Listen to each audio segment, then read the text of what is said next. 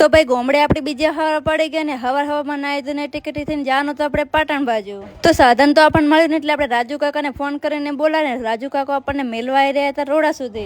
રોડા પહોંચી ગયા ને રોડા આવે એટલે પાણીપુરી ખાને ને અમે મહાન પાણીપુરી ના ખાય તો મજા જ ના, એટલે મહાન પાણીપુરી ખાઈ લીધી ને હવે આપણે જોતા રિક્ષાની વાટ. હવે રોડાથી યાદ આવ્યું કે રોડા વાળા કોણ કોણ આપણા બ્લોગ જોવે જરા કોમેન્ટ કરી નાખજો ને. ફાઇનલી આપણને મળી ગઈ હતી રિક્ષા ને હવે જાનું તો આપણે પાટણ બાજુ.